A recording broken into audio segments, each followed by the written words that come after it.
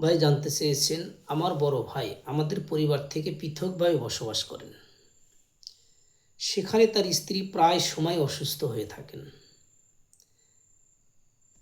এবং তার স্বামী বলে স্ত্রী তার স্বামীকে বলে, তুমি আমাকে চিকিৎসা করাও। কিন্তু স্বামী তার স্ত্রীকে চিকিৎসা করাতে চায় না। এখন আমার প্রশ্ন হলো, স্ত্রী অসুস্থ হলে স্বামীর উপর চিকিৎসা করার বিধান কি?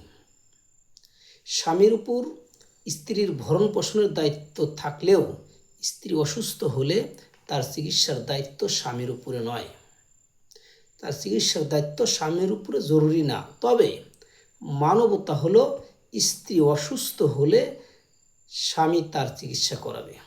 কারণ কেননা স্ত্রীর সংসারে এমন অনেক দায়িত্ব পালন করে থাকে যা স্ত্রীর জন্য জরুরি না। যেমন আপনার মায়ের সেবা যত্ন করে, আপনার বাবার সেবা যত্ন করে, আপনার বোনেদের সেবা যত্ন করে, আপনার বাড়ি পরিপাটি করে রাখে। এগুলা তার কিন্তু দায়িত্ব না, দায়িত্ব বহির্ভূত কাজ সে নিজেকে দায়িত্ব মনে করে। এজন্য যখন স্ত্রী অসুস্থ হয়ে যাবে, যদিও আপনার জন্য তার সেবা যত্ন করা, তার ওষুধ কিনে দেওয়া আপনার জন্য শরীয়ত বাধ্য করেনি, তবে মানবতার দৃষ্টিতে সেই স্ত্রীকে আপনি চিকিৎসার ব্যবস্থা করবেন।